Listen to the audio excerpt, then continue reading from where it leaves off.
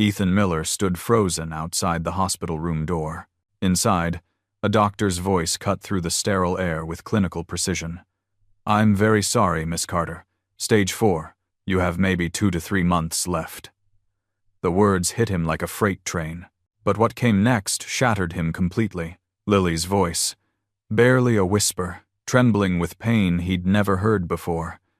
"I know. I've known for a long time." Her next words stopped his heart. The morning had started like any other Saturday. Ethan cracked eggs into a bowl, while Noah sat at the kitchen table, coloring with intense concentration.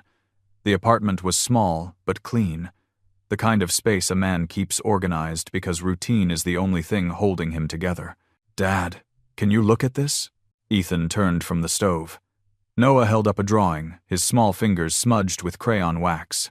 3 figures stood in front of a house: a tall man, a little boy, and between them, sketched in lighter strokes, barely there, a woman.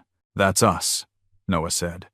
His voice carried that particular tone children use when they're testing whether something sad is okay to talk about.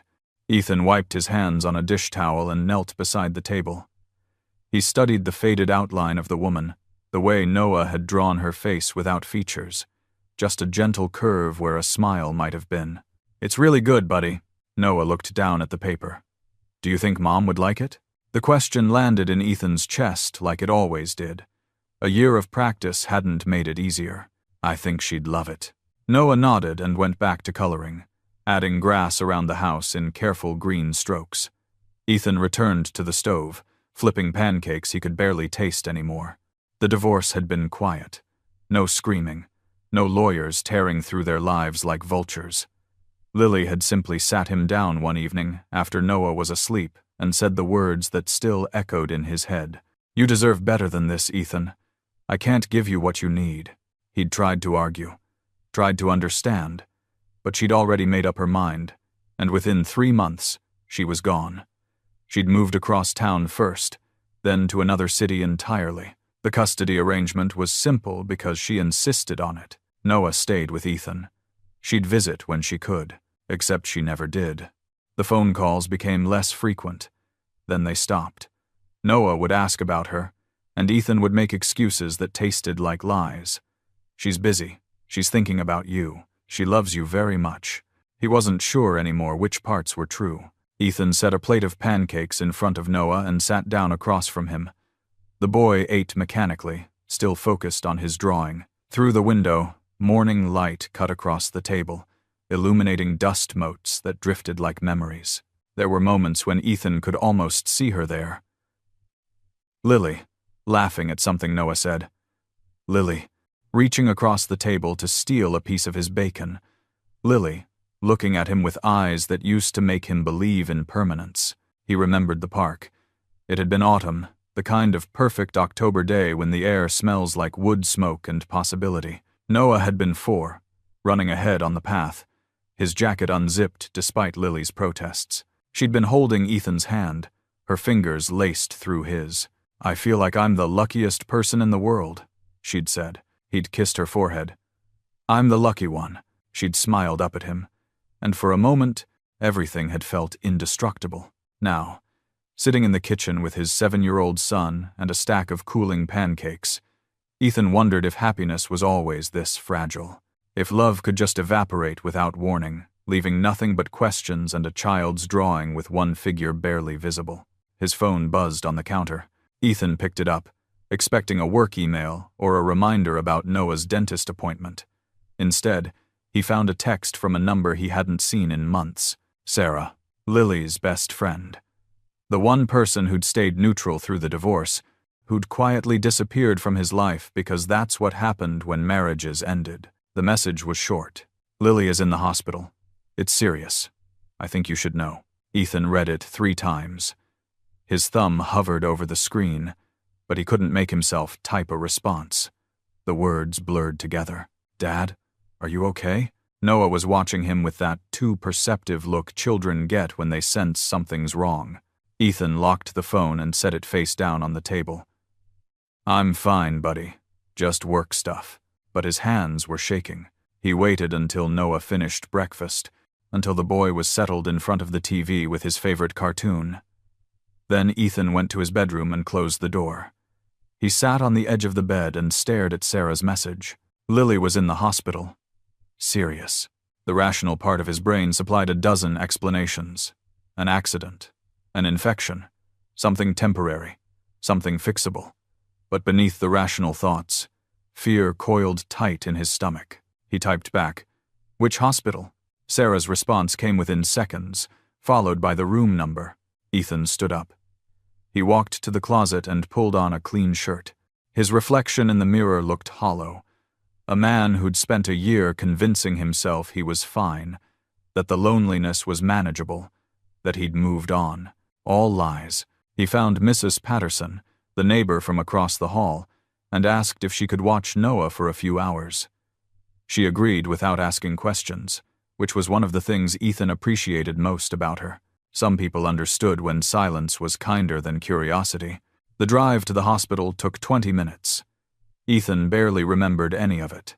His mind kept circling back to Sarah's text. It's serious. What did that mean? Serious like surgery? Serious like intensive care? Serious like dying? He parked in the visitor lot and walked through the automatic doors into the sterile brightness of the lobby. The smell hit him immediately. Disinfectant and something else. Something chemical and wrong. He'd always hated hospitals. The elevator took him to the 4th floor. Ethan followed the signs to room 412, his footsteps echoing on linoleum that squeaked under his shoes. The hallway was too bright, too clean, too empty. He found the room. The door was partially open, and he could hear voices inside. A man's voice, calm and clinical. Then a woman's voice, softer, familiar in a way that made his chest ache. Ethan's hand reached for the door handle, but something made him stop. The doctor was still speaking. "Stage 4 pancreatic cancer, Miss Carter. It's progressed significantly since your last scan. At this point, we're looking at palliative care. I'm very sorry, but you have maybe 2 to 3 months left." The doctor's words were matter-of-fact, delivered with the kind of professional detachment that came from saying terrible things too many times. Ethan's hand froze in midair. Lily's voice came next, barely above a whisper. "I understand. We can manage the pain, make you comfortable," the doctor continued. "But at this stage, treatment options are limited. I'm sorry." There was a stretch of silence. Then Lily spoke again, and this time her voice cracked with something raw and broken. "At least, he and Noah didn't have to watch me die. At least I gave them that." The words detonated in Ethan's skull. She'd known, before the divorce, before she left. She'd known she was dying, and she'd walked away to spare them the pain of watching. Everything inverted. Every conversation, every cold goodbye, every unanswered phone call. It had all been intentional. A calculated act of protection disguised as abandonment. Ethan's legs stopped working. He leaned against the wall, his vision swimming. Inside the room, the doctor said something else, but Ethan couldn't hear it over the roaring in his ears. His mind was racing, trying to fit this new reality into the shape of the last year. She hadn't stopped loving him. She'd loved him enough to destroy them both. The door was right there. He could push it open, walk in, demand answers, demand the truth she'd hidden. But his hand wouldn't move, because if he walked in now, if he confronted her, he would be forcing her to face the very thing she'd sacrificed everything to avoid. He would be making her watch him shatter, making her carry the guilt of his pain on top of her own. Ethan stood in the hallway, frozen between two impossible choices. Walk away, let her die alone with her secret intact, or step inside and break the careful lie she'd built to protect him. The fluorescent lights hummed overhead. Somewhere down the hall, a monitor beeped steadily. Inside the room, Lily started to cry, soft and broken, the sound of someone who'd been holding everything in for too long. Ethan closed his eyes. He thought about Noah's drawing, the faded outline of a mother who'd disappeared. He thought about the year they'd lost, the year she'd stolen from them because she thought it was kinder. Maybe it had been, maybe it hadn't. But standing here, listening to her cry alone, Ethan knew one thing with absolute certainty. He couldn't let her face this by herself. Not anymore. He straightened his shoulders, wiped his face, and pushed the door open. The room was smaller than Ethan expected. White walls, a single window with thin curtains that did nothing to soften the afternoon light. Medical equipment clustered around the bed like sentinels. Lily was sitting up, wiping her eyes with the back of her hand. The doctor had his back to the door, making notes on a tablet. Neither of them had noticed Ethan yet. He cleared his throat. Lily's head snapped up. Her eyes went wide, and for a fraction of a second, Ethan saw everything. The shock, the fear, the desperate calculation of how much he might have heard. Then she smoothed her face into something resembling composure. "Ethan?" Her voice came out strangled. She tried to sit up straighter, her hands flying to her hair, attempting to fix what couldn't be fixed.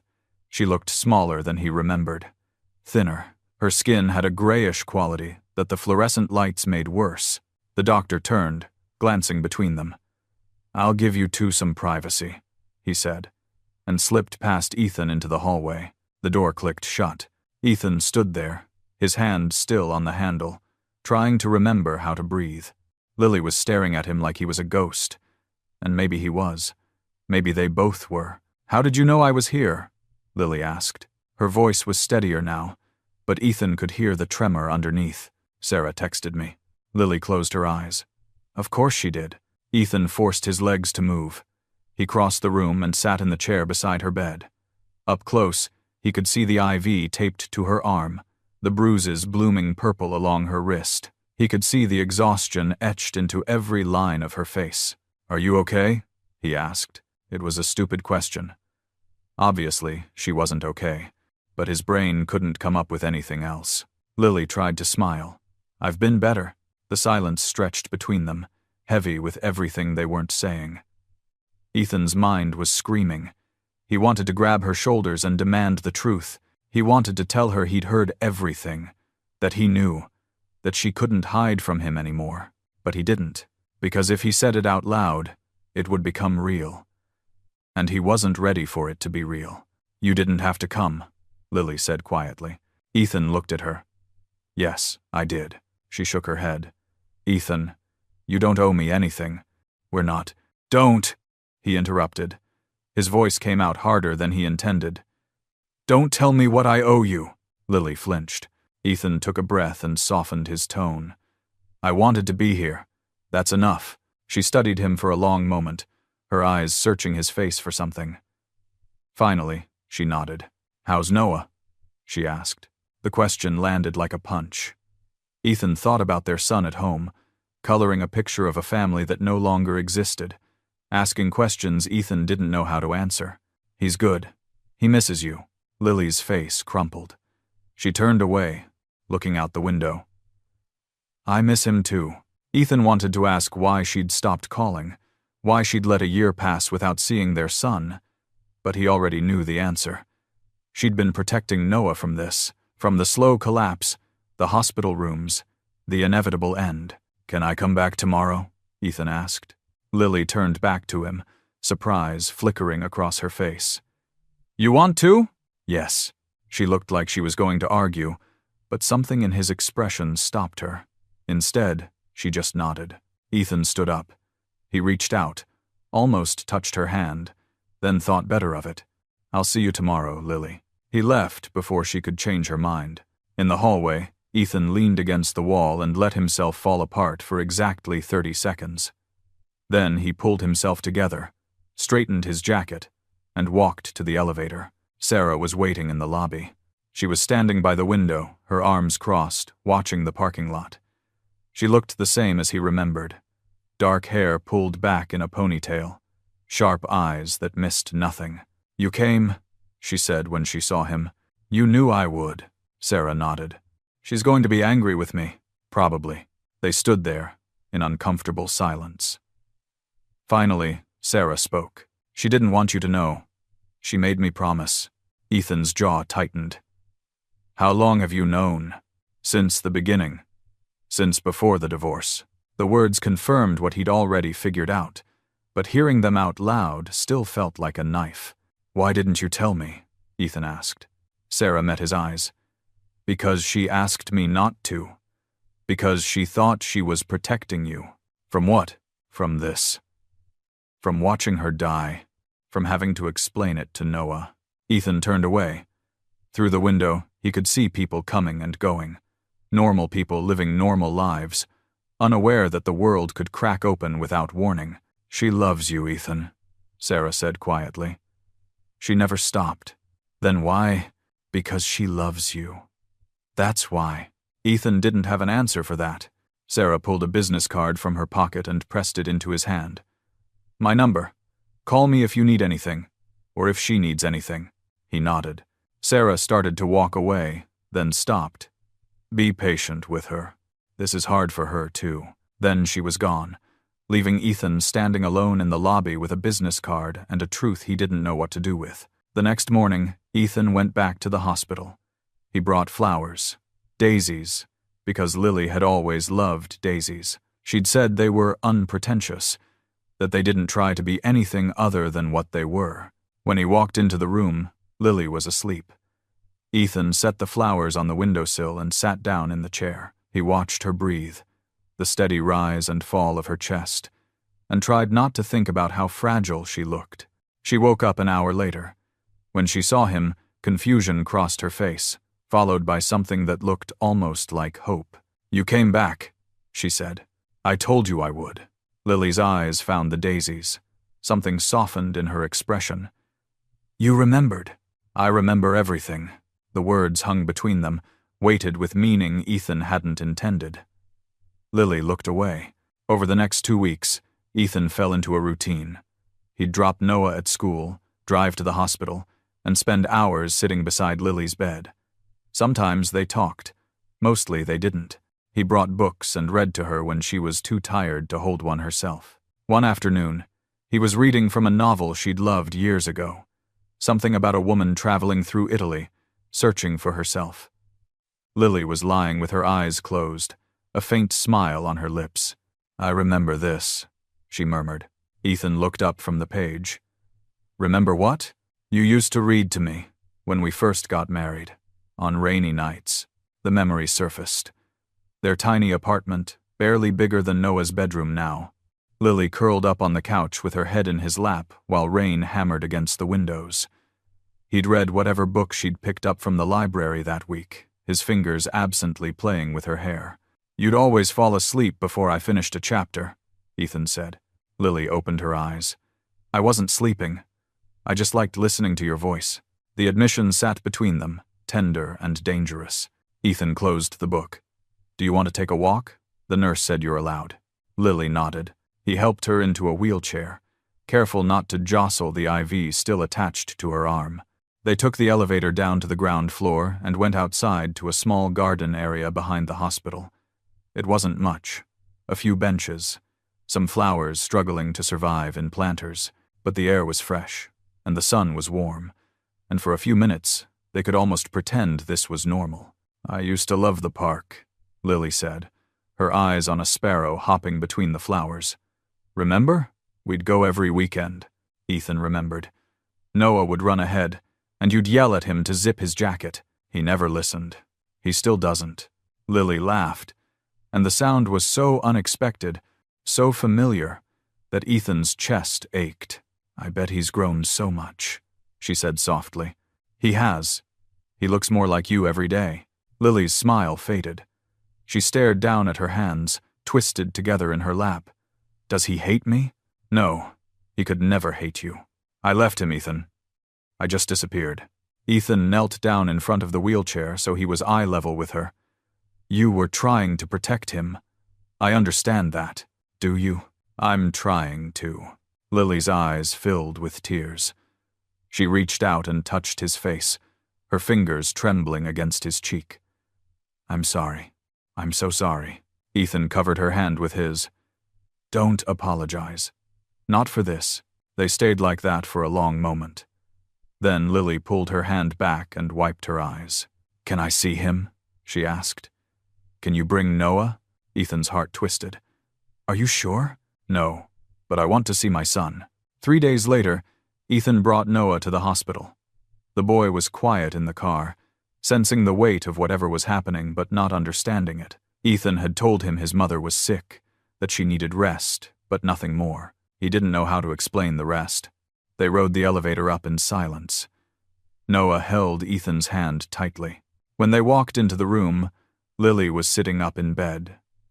She'd asked the nurses to help her wash her hair that morning, and she'd put on a clean hospital gown. She looked better than she had in days, though Ethan knew it was just an illusion. Makeup covering exhaustion. Noah stood frozen in the doorway. "Mom?" Lily's face broke into the first real smile Ethan had seen since he'd arrived. "Hi, baby." Noah ran to her. He climbed onto the bed, careful around the wires and tubes, and wrapped his arms around her neck. Lily held him like she'd never let go, her face buried in his hair, tears streaming down her cheeks. "I missed you so much," she whispered. "I missed you too, Mom." Ethan stood by the door, watching them. His throat felt tight. This was what she'd given up. This moment. A year of moments like this, because she'd thought it was kinder. After a while, Noah pulled back and looked at his mother seriously. "Are you going to get better?" Lily's smile wavered. "The doctors are taking good care of me." It wasn't an answer, but Noah seemed satisfied. He started telling her about school, about his drawings, about the book Ethan was reading to him at bedtime. Lily listened to every word like it was the most important thing she'd ever heard. Ethan watched them together and felt something inside him shift. The anger he'd been carrying for a year started to dissolve, not because what she'd done was right, but because he finally understood why she'd done it. Love didn't always look like staying. Sometimes it looked like leaving. That night, after Ethan took Noah home and put him to bed, he went back to the hospital. Lily was surprised to see him. "I thought you'd gone home," she said. "I did. Noah's asleep." Lily nodded. She looked exhausted, the effort of the afternoon visit written all over her face. Ethan sat down in the chair he'd started thinking of as his. "We need to talk." Fear flashed across Lily's face. "About what?" "About why you really left." Lily went very still. "Ethan, I need to hear you say it. I need to hear the truth." She looked away. "You don't want to hear it." "Yes, I do." The silence stretched. Finally, Lily spoke, her voice barely above a whisper. "I found out I was sick 14 months ago. Stage 3 pancreatic cancer. The doctor said it was aggressive, that even with treatment, I had maybe 18 months. 2 years if I was very lucky." Ethan's hands clenched into fists. Lily continued, her words coming faster now, like a dam breaking. "I couldn't let you watch me die. I couldn't let Noah grow up with that memory. So I left. I thought if I made it clean, if I made it seem like I just didn't love you anymore, it would hurt less." "It didn't," Ethan said. His voice was rough. "It hurt more. I realize that now." "Stop apologizing." Lily looked at him. "What do you want me to say?" "I want you to tell me why you thought you had the right to make that choice for me. For us." The words came out sharper than he intended. Lily flinched. "I was trying to protect you," she said. "By lying? By disappearing?" "Yes." Ethan stood up. He paced to the window and stared out at the parking lot below. His reflection in the glass looked like a stranger. "You took away my choice, Lily. You decided what I could and couldn't handle. You decided I wasn't strong enough to stand by you." "It wasn't about strength," Lily said. Her voice was rising now, the first hint of anger breaking through. "It was about mercy. I didn't want you tied to someone who was dying.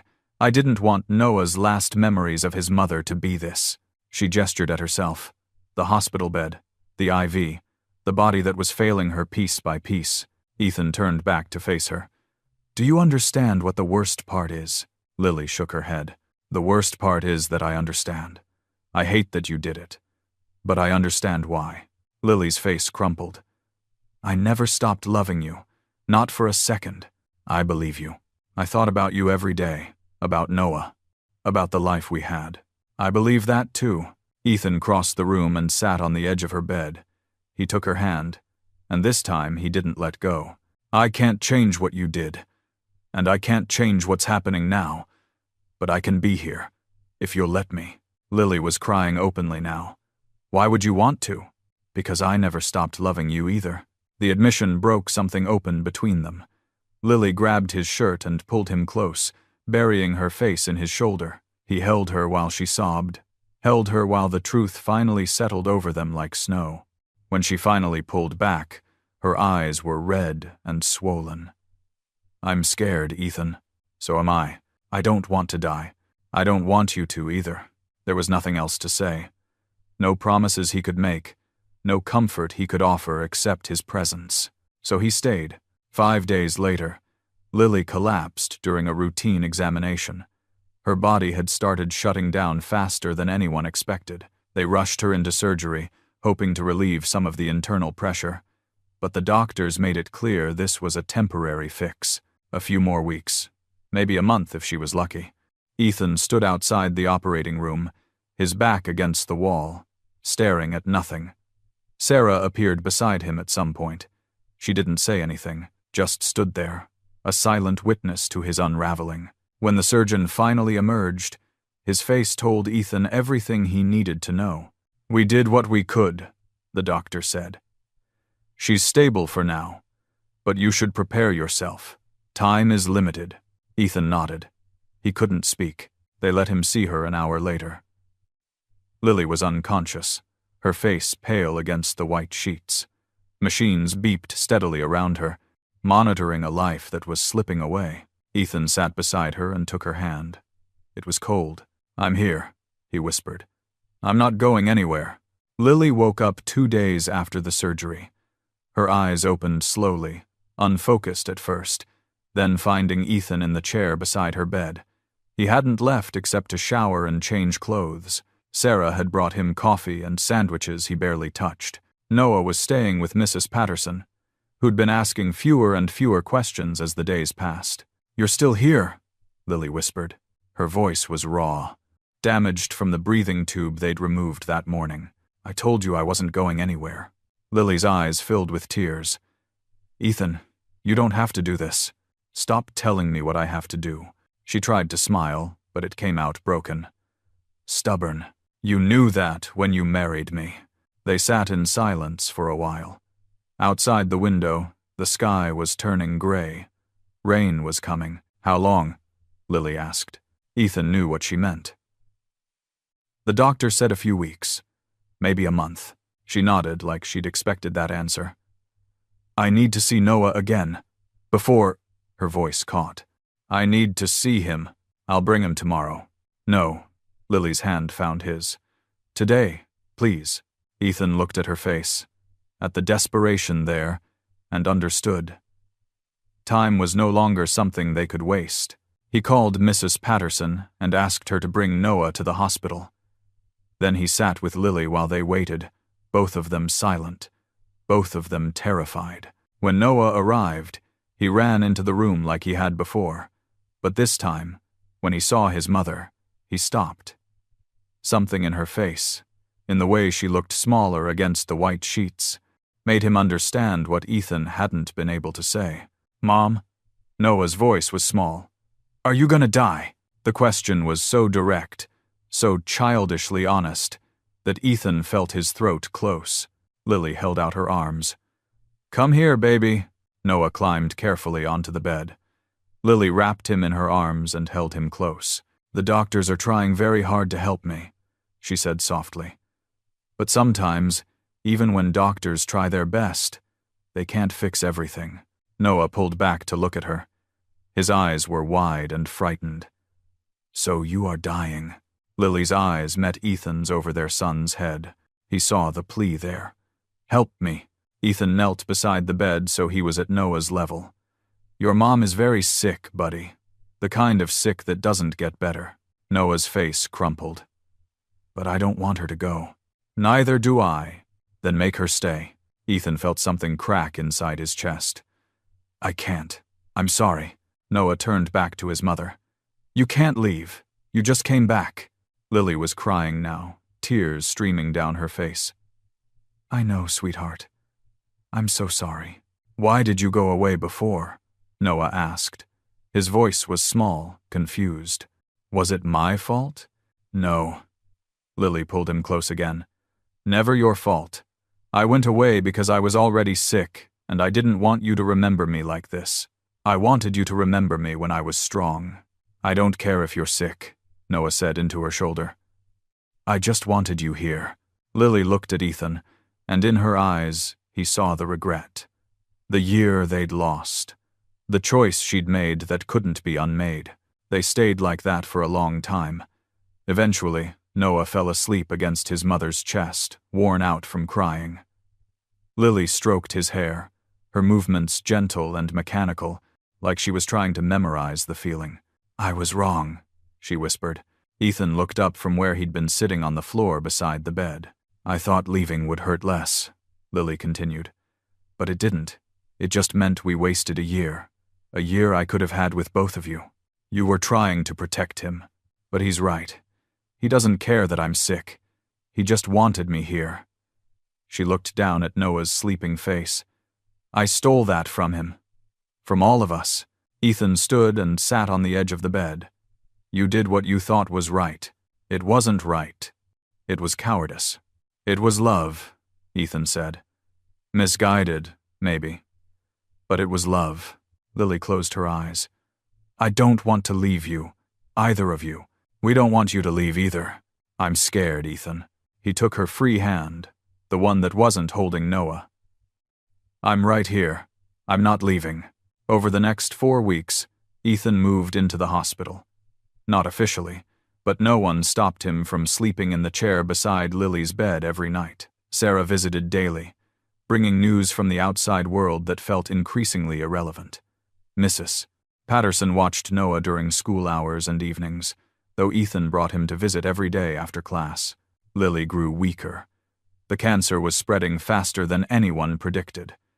Some days she could barely keep her eyes open. Other days she seemed almost herself, laughing at something Noah said, squeezing Ethan's hand when she thought he wasn't looking. One afternoon, while Noah was at school, Lily asked Ethan to help her write a letter. Her hands shook too much to hold a pen. What do you want to say? Ethan asked. Lily stared at the ceiling. I want Noah to know that I'm proud of him, that I love him, that I'm sorry I wasn't stronger. Ethan wrote down every word. When they finished, Lily made him read it back to her twice to make sure it was right. Then she signed it with a shaky hand at the bottom. Will you give this to him? She asked. When he's older, when he can understand. I will. Promise me you'll take care of him. Lily. Promise me, Ethan. Promise me you'll tell him about me. Not just the sick part. Tell him about before. Tell him I was happy. Ethan's vision blurred. I promise. Lily nodded. She looked exhausted. Thank you. For what? For staying. For not hating me. For giving me these last few weeks. Ethan leaned forward and kissed her forehead. I could never hate you. Even after everything? Even after everything. That night, Lily's breathing grew labored. The nurses increased her oxygen and adjusted her medication, but everyone knew what was happening. Sarah arrived around midnight and stood quietly in the corner. She didn't say anything. There was nothing left to say. Ethan called Mrs. Patterson and asked her to bring Noah. It was 2 a.m, and the boy stumbled into the room half asleep. But when he saw his mother, saw the machines and the way everyone was looking at her, he woke up completely. Mom. Lily's eyes opened. They were unfocused, glassy with pain medication, but she found Noah's face. Hi, baby. Noah climbed onto the bed. He was old enough now to be careful, to avoid the wires and tubes. He lay down beside her, his small body pressed against hers. I'm here, Mom. Lily's arm came up slowly, wrapping around him. I know. I love you so much. I love you too. Ethan sat on the other side of the bed. He took Lily's free hand. She turned her head to look at him. Thank you, she whispered. For what? For this. For letting me have this. Ethan's throat was too tight to speak. He just nodded. Lily's eyes drifted between Ethan and Noah. I was lucky. So lucky to have you both. We were lucky to have you, Ethan managed. Lily smiled. It was faint, barely there, but real. Take care of each other. We will. Promise? I promise. Lily's eyes closed. Her breathing slowed, each breath coming further apart than the last. Noah curled tighter against her, his face buried in her shoulder.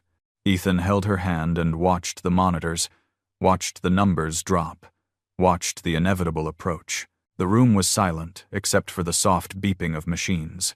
Then, between one breath and the next, Lily stopped. The monitor flatlined. Noah lifted his head. "Mom?" Ethan pulled his son close. "She's gone, buddy. She's not in pain anymore. But she's not breathing. She doesn't need to anymore." Noah looked at his mother's still face. Then he buried his face in Ethan's chest and cried. Ethan held him while nurses came and went, while Sarah cried quietly in the corner, while the world continued spinning despite the fact that it should have stopped. The funeral was small, just family and a few close friends. Sarah gave a eulogy about Lily's kindness, her strength, her love for her family. Ethan couldn't speak. He stood beside Noah at the graveside and held his son's hand while they lowered the casket into the ground. 6 weeks later, on a Saturday morning that felt too much like the day this all started, Ethan and Noah drove to the cemetery. Noah carried a single daisy. Ethan carried the weight of everything they'd lost.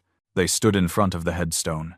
It was simple, just her name and dates and a line underneath. Beloved wife and mother. Noah placed the daisy on the ground. "Hi, Mom." Ethan squeezed his son's shoulder. "Dad said I should talk to you," Noah continued. "He said you can still hear me, even if you're not here anymore." Ethan's throat tightened. "I'm not scared anymore," Noah said. "I was scared when you were in the hospital. I was scared you'd leave and I'd forget what you looked like. But Dad showed me pictures, and he tells me stories about you, so I won't forget." Ethan had to look away. Noah was quiet for a moment. Then he asked, "Do you think Mom knows I'm not scared anymore?" Ethan knelt down beside his son. "She does." "How do you know?" Ethan touched his chest, right over his heart. "Because she's here. She's always here." He moved his hand to Noah's chest. "And here," Noah looked down at Ethan's hand.